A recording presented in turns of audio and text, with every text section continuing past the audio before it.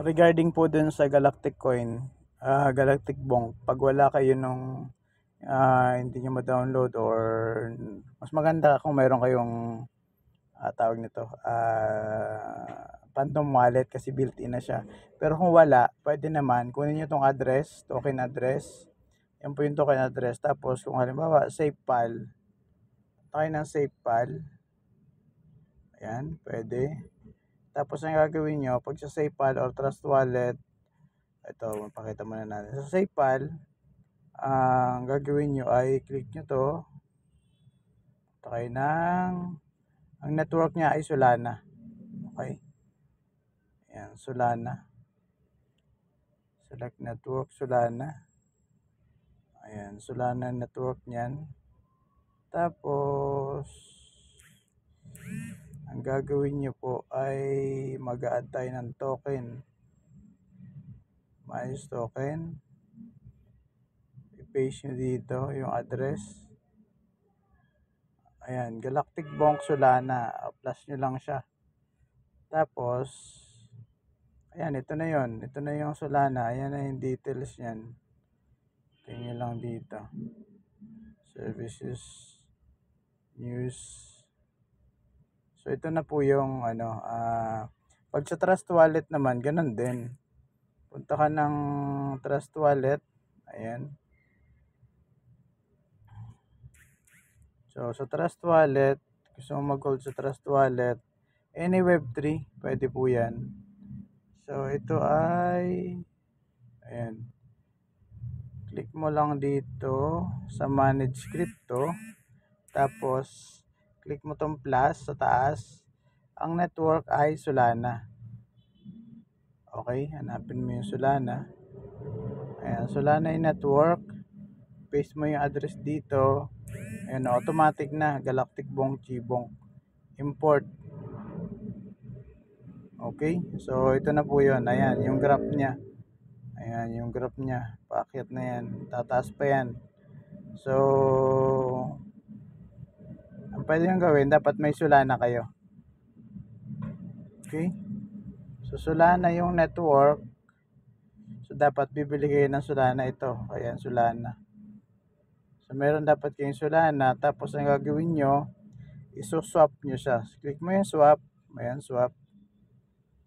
From Solana, ayan, Solana to GBonk.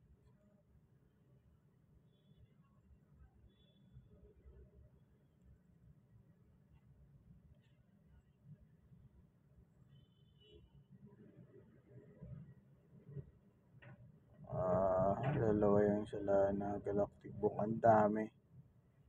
Ang daming Galactic Bonk. Galactic.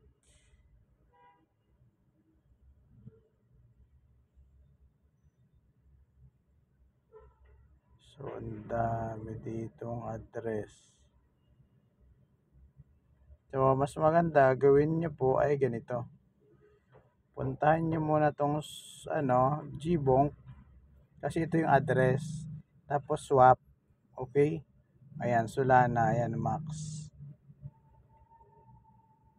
Not enough sol. Wala kasing laman to. So, ganun gagawin nyo. Kailangan may laman yan na Solana. Tapos, ganun din sa pangalan nun. Sa SafePal, ganun din. O kaya kahit sa Bybit or pwede rin doon sa ayan, i-swap mo lang siya, swap. So, kung mayroon kang sol, ito walang sol to eh. So, kahit sa Binance, pwede rin. Pero sa Binance, doon sa loob ng wallet. Ito. Click mo tong wallet na to. Ayan, punta ka dyan sa wallet, Binance wallet mismo. Yung Web3 niya. Tapos, ang network niya na gagawin mo dapat ay okay. Natin, may wallet, pending verify. And import wallet. Ay, no, sorry.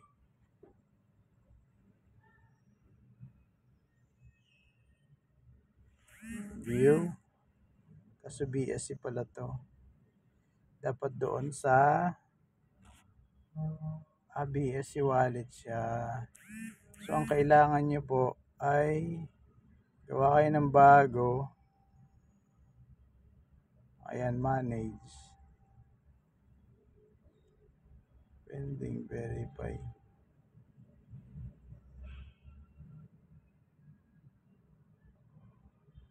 Kailangan nyo kasi ay hindi yan asset.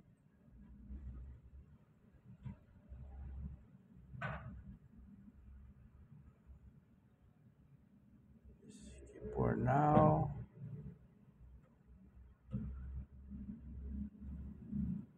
ayan dito, ayan mag-add tayo dito. I-add mo katulad yung kanina, i-add mo din network ay Solana. Ayan, Solana. Tapos dito yung address,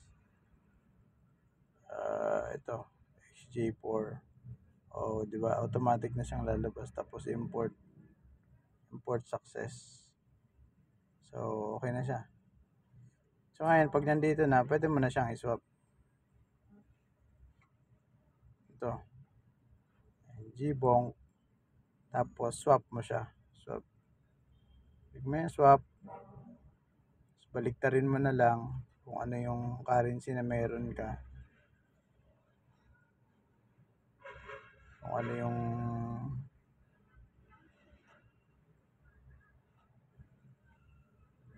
kung ano yung meron ka na dapat Solana din.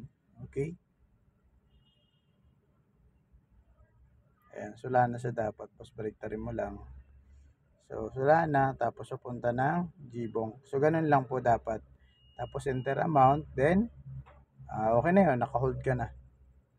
So, katulad na siya dito. Unlike sa kasi sa Phantom, pag sa Phantom wallet, direkta na siya.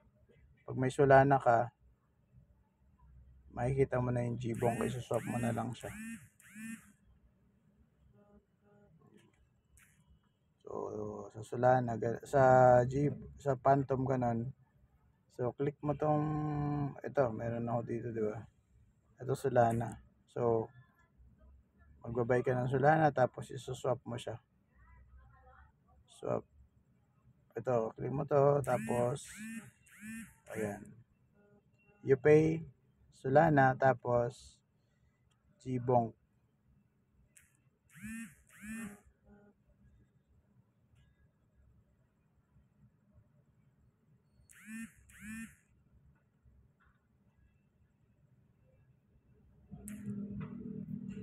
Ang gawin mo na lang para madali.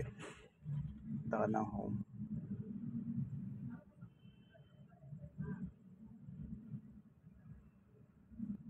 Click mo yung GBonk, nakalagay na yan dyan. Tapos, ang gawin mo ay swap. Tapos, baliktarin mo lang to.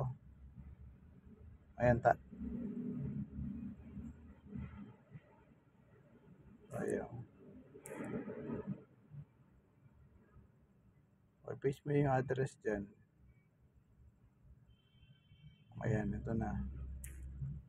So, yan, GBonk siya. So, pag may laman yung Solana mo, dyan may lalagay. So, ganun lang po. Okay? Tapos, once na nakapag-ano na kayo, don't worry, this is unverified kasi bago nga lang siya. Kumbaga, ground zero. Ayan, ang value niya 0.005 pa lang. So, ang gawin niyo po, i-click niyo po itong para makuha niyo yung address, receive. Okay? Tapos itong address na to, send niyo po yan sa akin para ma-verify po natin. Okay? So, ganun lang po yung process kung paano makapag-hold. Tapos, hintayin mo lang. So, pag tumaas na, katulad po nito, tumaas siya na $47 ngayong araw, edi kung gusto mo, i-take out mo yung 47, nasa sa inyo po yun. Ayan, kung gusto mo naman, hintay mo lumaki. So, ganun lang siya. Okay, ganun lang po. Pag hold, ayan, pansin mo, ito gusto mo, pwede mo itong paglaruan, itong graph na to. Ayan. So, paakyat siya. So, kung pinakamataas ito. So, pag nasa taas na, pwede mo na i-sell. Tapos pag bumaba, pag bumaba ulit, buy ka. Ganun lang. Buy and sell lang ang gagawin natin. So, ganun lang yung some sort of trade na pwede natin gawin. Pag tumaas, ay katulad yan, tumaas, o di pwede mo ibenta. Pag bumaba naman, edi bili ka. Okay? Ano lang talaga yan, buy low, sell high. Simple like that. So, ganun lang po gagawin natin.